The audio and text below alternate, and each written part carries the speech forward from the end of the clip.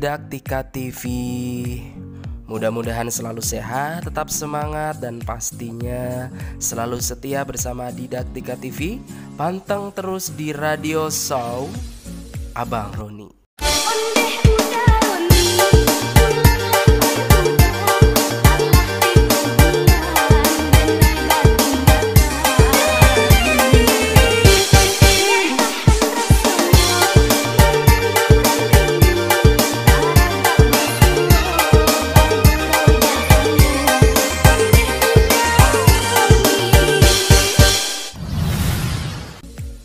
Ya, yang pastinya selama 15 menit ke depan ya, kurang lebih 15 menit lah kita akan membahas mengenai hal-hal yang cukup menarik ya. Karena pembahasan yang sudah kita bahas beberapa hari yang lalu kaitan dengan mantan, ternyata ada beberapa juga yang komen melalui WA. Dan putusnya mereka itu disebabkan oleh perselingkuhan. Ya, perselingkuhan.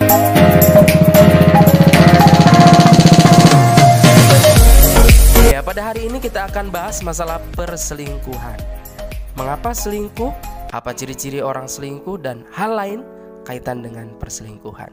Oke, bagi sahabat Didaktika TV yang baru bergabung dan belum subscribe, wajib sekali ini ya. Wajib sekali bagi Anda yang harus subscribe dan tekan tombol loncengnya, supaya kalau Didaktika TV upload video terbaru kalian tidak tertinggal informasinya.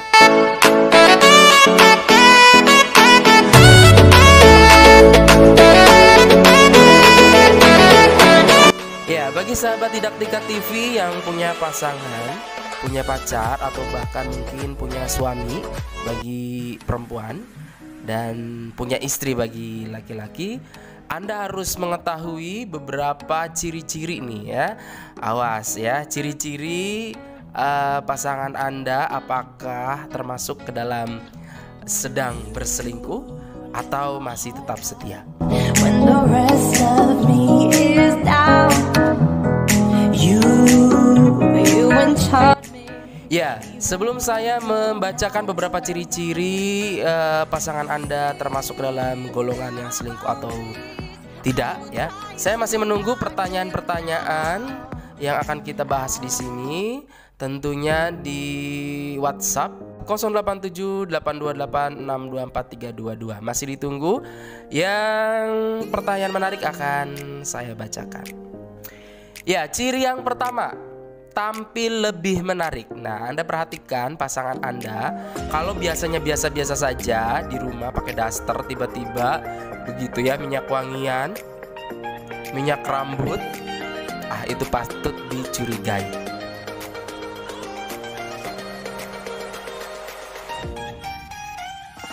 Yang kedua, menggunakan gawai sembunyi-sembunyi. Buat apa sih begitu, saling percaya saja ya. Ya, tapi ini termasuk dalam ciri-ciri. Jadi Anda harus waspada ketika menemukan pasangan Anda yang sedang sembunyi-sembunyi telepon-teleponan atau HP-nya di privat ya. Ada passwordnya tuh, jadi kita tidak bisa ngecek isi HP.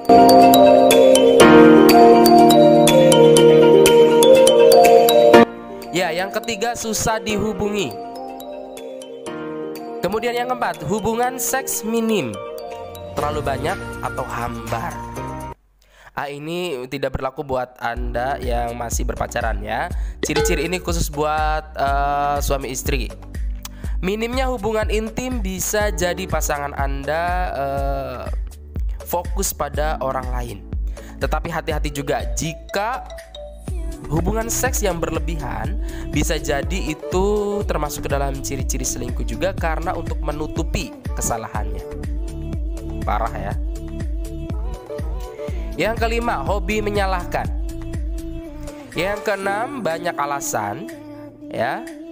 Kemudian yang ketujuh, teman pasangan tidak nyaman di sekitar Anda. Yang kedelapan, pengeluaran bengkak. Jadi Anda harus cek tuh ya tabungan pasangan Anda apakah semakin menurun. Kalau semakin menurun, buat apa itu tabungannya ya. Kemudian yang terakhir, selalu menghindari topik perselingkuhan. Jadi kalau misalnya Anda sedang berdua nonton TV, kemudian ada topik perselingkuhan, kemudian pasangan Anda, gantilah channelnya, jangan bahas-bahas masalah perselingkuhan. Hati-hati, tuh berarti dia sedang selingkuh.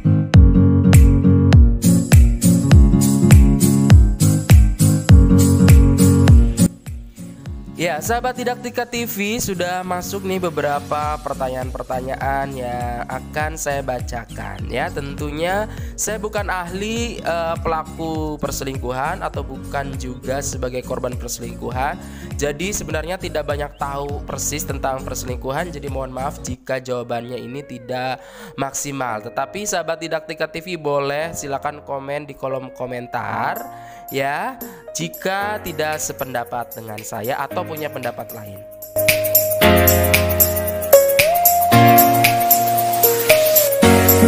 Perselingkuhan itu konon katanya jikalau ada kesempatan pasti akan terrealisasi. Jikalau tidak dapat kesempatan, apa orang tersebut bisa dikatakan beruntung atau justru naas, dan opsi apa yang mesti dilakukan? Ini mungkin maksudnya adalah iseng-iseng. Ya, iseng-iseng jika keisengan kita ini ditindaklanjuti oleh orang yang bersangkutan, sasaran kita, maka itu adalah suatu keberuntungan. Tetapi jika keisengan kita ini tidak direspon oleh dia, maka itu adalah suatu musibah buat kita. Kalau saya boleh berpendapat sih, cari saja keisengan lain. Masih banyak keisengan lain yang bisa dilakukan secara positif daripada melakukan hal-hal yang nanti akan berbahaya, justru akan membahayakan kita dan pasangan kita. Cari keisengan lain saja. Oke, yang kedua, gimana kalau kita udah diselingkuhin tapi kita masih tetap mempertahankan dengan alasan kita masih sayang? Apakah kita harus tetap bertahan atau kita cari yang lain sedangkan kita masih sayang dengan dia? Oke. Kalau saya tidak mengecap Anda sebagai wanita bodoh ya, wanita tolol ya, wanita sejenisnya. Tapi juga saya harus memposisikan jika saya berada pada posisi Anda. Tentunya ini adalah suatu hal yang sangat berat. Ya, ketika kita mengetahui pasangan kita selingkuh, pasti itu bukan pasangan yang baik. Berarti kita sudah diperlihatkan kelakuan dia sebelum pada akhirnya kita berumah tangga. Jadi sebelum melangkah ke jenjang yang lebih lagi, lebih baik putuskan saja dari sekarang. Karena kalau menurut saya, kalau sudah satu kali selingkuh, dia pasti akan melakukan hal yang sama ke depannya. Jadi lebih baik putuskan saja. Kemudian sayang dengan seseorang sudah pasti masih wajar ya. Wajar kalau kita misalnya lagi sayang-sayangnya kemudian dia selingkuh, ada usaha untuk mempertahankan. Tetapi isi saja kegiatan kita dengan hal-hal yang positif. Jangan biarkan kita ini nganggur. Jangan biarkan kita ini terdiam, nanti malah ujung-ujungnya kita memikirkan dia. Lebih baik kita cari kegiatan lain, cari kegiatan yang positif supaya kita melupakan, lama-kelamaan kita akan bisa move on dan bisa menemukan pengganti dia. Oke, lanjut. Waktu SMA saya pernah labrak seseorang yang rebut pacar saya. Sampai saat ini saya masih kesal sama dia dan selalu perang status di medsos. Pertanyaannya, di mana sih tukang santet yang jitu biar nyantet dia? Mampus.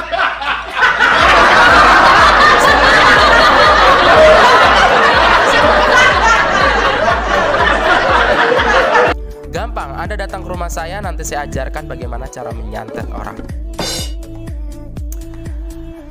Kadang saya merasa bosan dengan pacar saya. Enaknya ngomong jujur langsung atau selingkuh ya? Oke, aku sih pengennya nggak mutusin.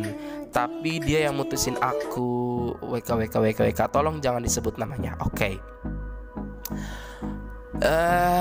Lebih baik jujur lah ya, jujur. Nanti karma loh. Nanti Anda juga begitu. Nanti Anda pacaran dengan yang baru, yang barunya juga begitu. Pacaran baik-baik, putus pun harus baik-baik. Oke?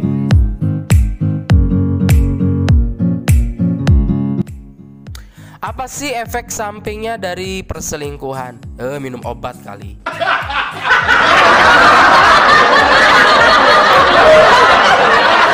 Tapi betul sekali ya, perselingkuhan itu sama halnya dengan minum obat.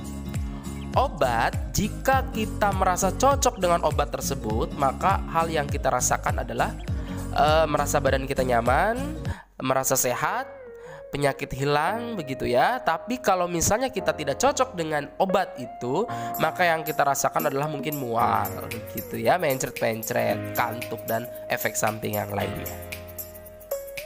Ya, begitu juga dengan perselingkuhan. Jika sampai sekarang belum diketahui, belum kepergok, mungkin Anda masih berbahagia saja. Tetapi jika pasangan Anda sudah mengetahui kalau Anda selingkuh, ini bahaya sekali. Bisa berujung pada pertikaian, bahkan pembunuhan. Ya, seperti yang terjadi di Kampung Ambaru, Kabupaten Serang. Ini terjadi ya, brutal.